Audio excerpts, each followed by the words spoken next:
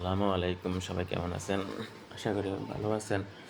তো আমি আজকে শুক্রবার সকাল ভোরবেলায় 7টার সময় কুমিল্লা ট্রমা হসপিটালে চলে গেছি, কারণ আমার বড় বোনের জামাই গ্রামের বাড়ি থেকে আসতেছে। ওনাদের ডায়াবেটিস টেস্ট আছে খালি পেটে, আবার নাস্তা করার পর 2 ঘন্টা পর আবার টেস্ট আছে। তো এই জন্য আমি সকাল 7টা বাজে হসপিটালে চলে গেছি। ওনারাও ঠিক 7টা, সোয়া 7টার সময় চলে আসছে হসপিটালে। ওনারা আর আমি একসাথেই গেছি হসপিটালে, একসাথেই ঢুকছি। তো আমি যখন যাই রিক্সাতে আমি দেখতেছি ওনারা হসপিটালে ঢুকতেছে। তো এখন বসে রয়েছি রিসিট কাইটা, ল্যাবে ডাক্তার এখন আসে নাই। ল্যাবের যে রক্ত নিবে উনি স্যাম্পল নেবে, উনি 8টা বাজে নাকি আসবে। আমরা তো সোয়া 7টার সময় রিসিট কেটে ফেলছি, কিন্তু ডাক্তার আসছে যে সোয়া 8টার পরে। তো আসার পরে দিয়ে ডাক্তার আমাদেরকে ডাক দিলাম, আমরা রুগী নিয়ে ভিতরে গেলাম, আমার দুলাভাইকে নিয়ে ভিতরে গেলাম। উনি এত ভীত মানুষ, উনি ব্লাড দিতে পারে না। উনি ব্লাড দিতে গেলে ওনার প্রেশার কমে যায়, উনি মানে খুব নার্ভাস হয়ে যায়। ওনাকে একদিক দিয়ে আফা ধরে রাখছে, একদিক দিয়ে আমি ধরে রাখছে। ডাক্তার তো কথা বলতে ওনার সাথে অনেক কথা বলতেছে, ব্লাড উনি যেন ট্যান না পায়। তারপরে উনি অনেক ভয় পেতে আছে। আর ডাক্তারটা অনেক ভালো, মানে ব্লাড নিয়েছে যে আমার বন্ধু কেছে আমি, উনি নাকি টেরও পায় নাই, কিন্তু উনি প্রথমে অনেক ভয় পেয়েছিল। তো ব্লাড নেওয়ার পরে আমরা এখানে ব্লাড দেওয়ার পরে আমরা আবার নাস্তা খাইতে হবে, নাস্তা খেয়ে আবার 2 ঘন্টা পরে এসে ব্লাড দিতে হবে। তখন বাজে সকাল 8টা 20। তো আমরা ব্লাড দিয়ে এসে আমরা সিটি রেস্টুরেন্টে গেছি ফুবালি চত্বর নাস্তা করার জন্য। সিটি রেস্টুরেন্টে যাই, আমি পরোটা নিছি আর আমার আপা দুলাভাই রুটি আর সবজি নিছে।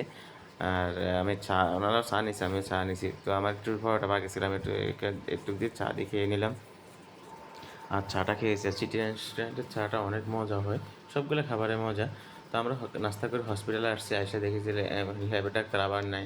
উনি কই জানে গিয়েছে, উনি নাকি নাস্তা করতে গেছে। তারপর আমরা বসে রয়েছি, পরে উনি নাস্তা করে আসছে। পরে আমরা 10টা 20-এ 10টা 30-এ আমরা রক্ত দিতে গেছি।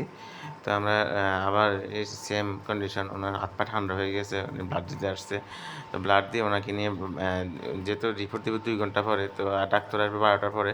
তো তখন 10:30 বাজে। তো ওনাকে নিয়ে বাসায় আসছে খাওয়া দাওয়া করার জন্য। তো আমার ওয়াইফ ওনাদের জন্য রান্না বান্না করছে।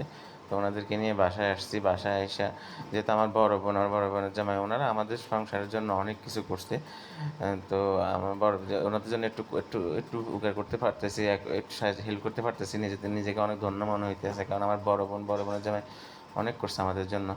তো আমি রিপোর্টটি আয়সা কাউন্টারে গিয়ে রিপোর্ট আনি, দেখলাম যে ডাক্তার 12টার পর আসার কথা, সে ডাক্তার 11টার সময় চলে আসছে, আমাদের সিরিয়াল চলে গেছে। তারপর আমরা ইয়াকে বললাম যে সিরিয়াল লেখো, ওনাকে বললাম যে আমাদের তো সিরিয়াল চলে গেছে, হয়তো একটু বসতে হবে। তো আমরা প্রায় আধা ঘন্টার মতো বসেছিলাম। তারপরে আমাদের ডাক আসছে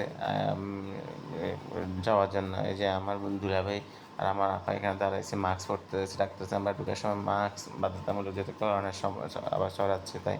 তো আমি এখানে বসে আছি, ওনারা ডাক্তার চেম্বারে আছে। তো আপা দুলাভাই ভিতরে গেছে, রুগীর সাথে একজন যেতে পারবে।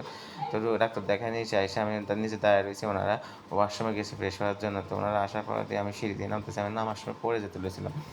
তারপর আমরা ফার্মেসিতে গেছি, ফার্মেসিতে যেয়ে পরে 1 মাসের ওষুধ নিলাম।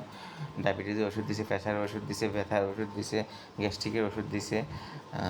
নিয়ে পরে হিসাব করে ওনাদেরকে টাকা দিয়ে হসপিটাল থেকে ফুবালি চত্বর আসছে। আইসা বিশ্ব রোডের সিএনজির মধ্যে আপা দুলাভাইকে উঠাই দিয়েছি। ওনারা বিশ্ব রোড থেকে বগুড়া হয়ে আড্ডা হয়ে করেন যাবে। তো আমি বাসায় চলে আসতেছি অটো করে। তো সবাই ভালো থাকবেন, সবাই আমার দুলাভাইয়ের জন্য দোয়া করবেন, উনি যেন সুস্থ হয়ে যায়। আসসালামু আলাইকুম।